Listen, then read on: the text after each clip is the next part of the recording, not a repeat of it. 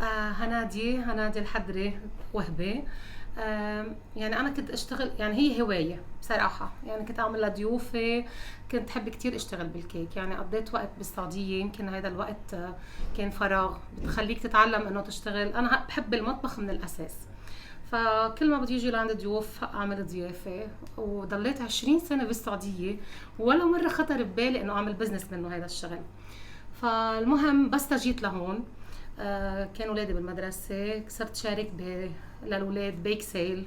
آه كل مرة ابعت شي فاتصلوا في، انا عندي كتير اصحاب بالمدرسة، انه هنادي بتشتغلي بهذا الشغل؟ قالوا لا، هي بس للبيت هواية. فبتحبي تعملي لنا شيء اذا طلبنا منك؟ بس بلشت من هيدا ستيبس، بدون ما انا احط براسي انه هو بدي اعمل مشروع، بدي اعمل بزنس. وكنت بس الشغل كتير بسيط، يعني شغل هوم ميد فعلا، لا عجينة سكر لا ديزاينات ولا 3 دي كيك. واول انطلاقه الي كنت اعمل كيك التمر، كنت شيء كتير بحبه، وهون ما كتير معروف بصيدا او بلبنان. باللقاءات تاعول المدرسة على طول عندهم ضيوف، على طول عندهم شيء. أول شيء كنت بيع للمدرسة، مدرسة حسام الدين. ف وبلشت صار يقولوا لي بتعملي هيك هنادي؟ قال لهم اوكي بتعملي هيك وابدا يعني لو كنت بدي خطط لهيدا المشروع اكيد ما كان يعني براسي ابدا. بلشت بس هيدي الكيكات المنزليه. بعدين صرت اشتغل بالكريم، يعني اول شيء بصيدا عملت اللوتس كيك، حبوه كتير. وبعدين بلشت هيك اخترع شيء هلا، كيك الغزله، الاشياء اللي مش كتير متداولة بالسوق ومش كتير معروفة. وبعدين ضليت سنتين تقريبا اشتغل بهذا الموضوع، لبلشت صار زبايني يقولوا لي ليه ما بتعملي عجينة سكر، بدنا ديزاينات لعياد الميلاد. مع انه انا ولا مرة ولا دورة عاملة ابدا ابدا ابدا.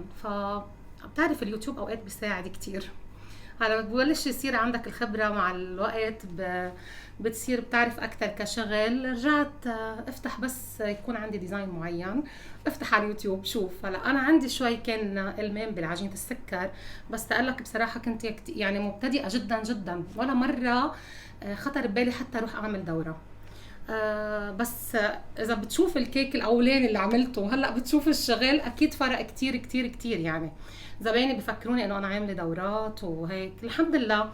الحلو بس بالشغل انه هيك شوي الزباين اللي عندي بيعطوني اندفاع كتير كبير، بيقولوا لي انه نحن بناخد شكل وطعمه. يعني كل المحلات بنشتري من عندها بيكون في شغل بروفيشنال كديزاين من برا، بس كطعمه ما كتير بيشتغلوا على الطعمات. فعندك نحن بنلاقي اثنين، الحمد لله كتر خير الله. وهيك انطلقت، ما كنت براسي ابدا الفكره. اول ما اشتغلت سنتين بالبيت كان اسمي غير هذا الاسم. فتحت محل، فتت شراكة يعني مع حدا. وبعدين اختلفنا، هن ما كتير بيعرفوا بالشغل بالكيك يعني، ورجعت تركت انفصلت عنهم. رجعت قلت خليني ارجع اطلع من البيت ولحد هلا بعدي بالبيت، لانه الوضع تعرف قديش متأزم. الوضع صعب كتير، يعني حرام الواحد يفتح اي مشروع بهذا الوقت الحاضر. يعني نحن هلا عم نشتغل بس للاستمرارية، ما بتحس في ارباح، بس انه صار في اسم ما بقى فيني وقف. هذا اللي صار. هلا اكيد حتدوق وتعطيني رايك كتير بهمني. انا كتير سعيده فيك، ميرسي كتير. هذا مطبخي، مطبخ البيت، ما قدرت اضيف عليه ولا شيء مثل ما هو. بس سكرت البلكون، اضطريت احط الفرن تاع الكيك كرمال اشتغل فيه. شويه معدات على قدي. البراد اللي عندي يعني كمان انه ما جايب فريزر خارج الكيك. شوية اغراض خفاقة، يعني كله بس شغل بيت، انه كله على قدي، ما في كتير شيء خاص كمحلات كبيرة. بلشت يعني ما في نضيف اكتر من هيك. هيدا البلكون سكرتها وعم بشتغل على قدها. هلا اول انطلاق لي كنت اشتغل بكيك التمر. كيك التمر العالم كتير حبوه. ما كان كتير كتير معروف هون، اللي بيظهر لبرا بيسافر على الخليج بيعرفوا، فصاروا يطلبوه مني. كتير حبوا. بعد منها بلشت اشتغل بالكيكات يلي هي اللوتس كيك. كتير انشهرت بالموكا كيك، هو لانه ما حدا بيعمله، بصمتي الي هي هيك طلعت فكره الموكا. كانت تخبيصه بالبيت مثل ما بقولوا. مره كنت مبتدئه بالسعوديه عم بشتغل كيك، لزق معي شلته حطيته بجات بايركس وعملت عليه خلطة مع الشوكولا. طلعت الخلطة فظيعة عن جد، الأولاد كتير حبوه. فلما بلشت أشتغل فيه بس على طريقة أرتب هون، العالم كتير كتير بحبوه. يعني بيجي من بيروت، من الجنوب، من سور.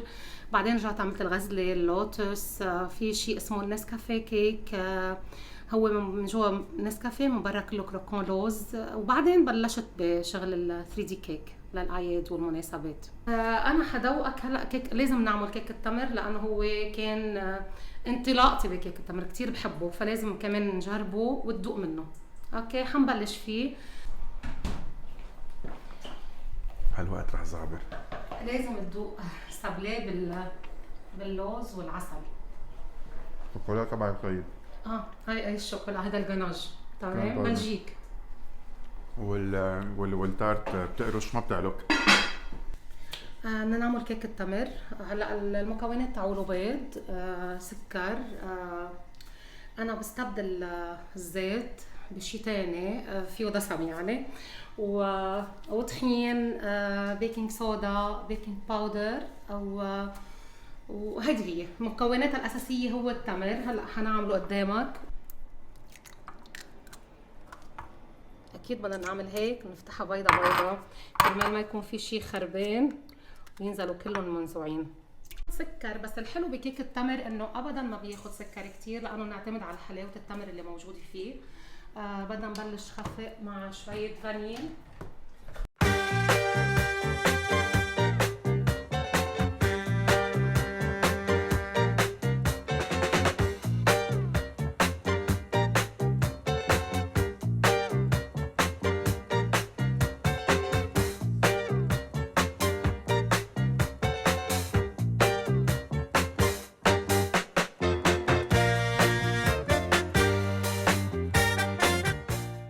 عم نعمل كيك التمر، حطينا البيض ومع السكر، خفقناهم شوي ليصير لونه فاتح شوي. بعدين ضفت كريم، ما بحب استعمل الزيت بالموضوع، هو يمكن يعطي هذا السر تاعت الطعمه هيك الطريه كتير. بعدين الطحين، بيكنج باودر، بيكنج صودا، وهلا بدنا نضيف بالاخر التمر. وانا بس هيك رشه اخيره بحب اضيف برش الحامض عليه تيعطي نكهه كتير طيبه. هلا بدنا نضيف التمر كستيب اخير قبل ما نحطهم على الفرن بالاخر، بس هيك بالسباتولا بس نرجع بنحركهم. هذا التمر اللي انا بستعمله بجيبه جاهز من المعمل بس بيكون منزوع على النوى. طبعا له طريقه تيصير شوي طري، بحطه على النار وبصير بهذه الطريقه. 35 دقيقه. هلا كل حدا حسب الفرن تاعه، بس انا عندي بالضبط 35. جن اذا بتطلع هيك طعمة زنخة بسيطة. واكثر شيء بيغني بيروح هيدي الطعمة مش بس الفانيلا، هو برش الحامض كثير بيعطينا اضافة طيبة كمان.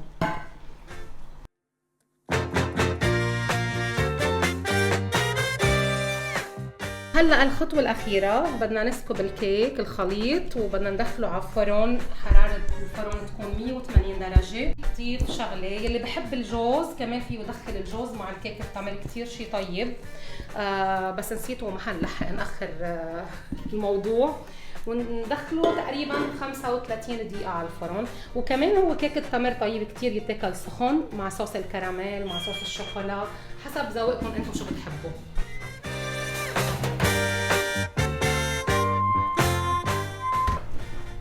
هلا عملته على طريقتي كرمال نخفف شوي الدسم، لانه بس تذوقوا بالمطاعم برا بيكون كتير دسم، بيكون كتير طعمته يعني ما فيك تكمل القطعه قد ما بيكون دسم. هلا بدي اياك تعطيني رايك انت، طالما انت اكل منه كتير، فاعطيني رايك شو بالموضوع. وعامله شيء بدنا نزينه مع بعض هلا، كيك الغزله. بحط عليه الغزله وشويه هيك ديكوريشن للكريسماس. بصراحه ما لحقت، فاجأتوني، فما لحقت اعمل البيوش اكيد. ويمكن لو عملته اكيد مش حتكون يعني انا حكون مبتدئه بالبيوش عندكم. وعملت شيء اسمه موكا كيك كمان بدي اياك تذوقه، وهدول اهم شيء. اعطيني رايك. واو قاسم جوا من اطراف كمان بسكتي، بيك تشيز كيك نصه مظبوط.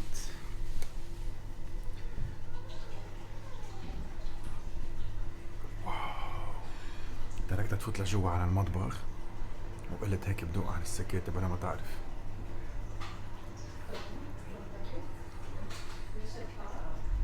رائع رائع رائع.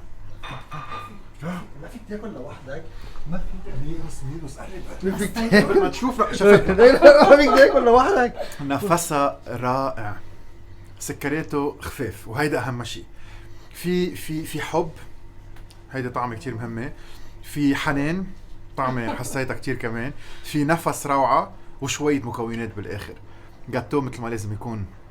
ما فيكم تعرفوا قديش بعطل هم فوت على بيت ست ودوق الجاتويات وما يعجبوني، شو بدي اقلها، شو بدي اخبرها، وساعة باكل شي طيب معمول بهالقد او هالقد تفصيل وهالقد عطاء، مش معقول مش معقول مش معقول. من ضحكتها من غميزاتها موجودين هون، يعني ما فيكم تتخيلوا قديش. عن جد برافو، بهنيك. ميرسي كتير لك، عن جد خجلتني، عن جد انا هلا بقمة سعادتي يعني. ميرسي كتير. بهنيك ميدو، لازم ندوق. روعة روعة روعة. أنا بعد ما سألتك بتوصلوا أو ناس بتجي لعندك؟ عادة قبل هيدي الأزمة كنا نوصل، ايه. بس بقلب سيدا بعدنا بنوصل. ببيروت كتير صعبة، أنا زبايني بدي من أقول بيروت بكل عم يجوا صدق، لعندي 100%. أنا بقول بكل صدق بيجي من بيروت تاخذ هذا الشيء. عن جد. ميرسي كتير لك. رائع. وإذا عندكم ريستوران ما عم بالكم تعملوا كيك، إذا عندكم كافيه ما عم بالكم تعملوا كيك، هنادي تعمل لكم إياهم من برا. لك مش معقول البات قديش مهمة. من جوا التشيز ميكس بياخذ العقل، ولا محل ولا كاتشي حسيت فيه سكر كتير، ما حسيته دلع ابدا. مثل ما شايفين مكتوب بنقرا من عنوانه مشغول صح.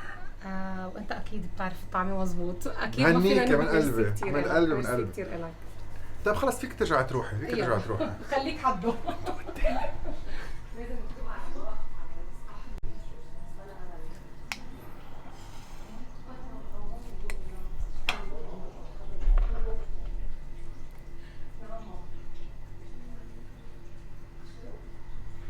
فعلا شغل صح، شغل صح واضح. very spongy very juicy.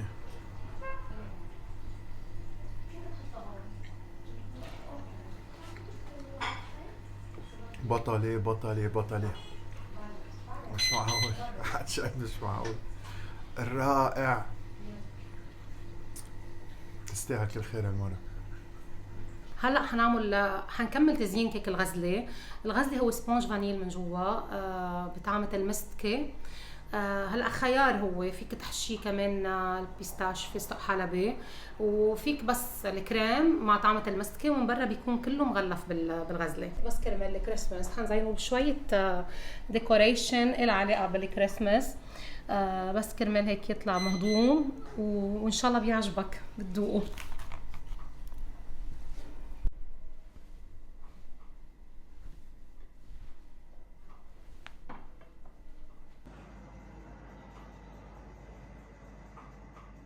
نحن اليوم تقريبا خلصنا كيك التمر هلا، وصار جاهز لندوق. بدنا نقلبه هلا ونقصه.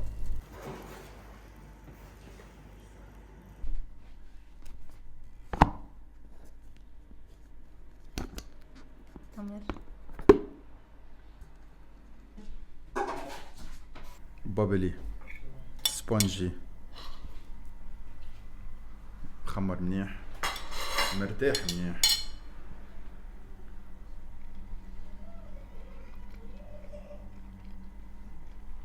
بتاكل سخن ومنه معجن. ايه بتاكل سخن طيب كثير. وهيدا كيك التمر يلي كان حرزان ننطر 35 دقيقة 40 دقيقة كرماله.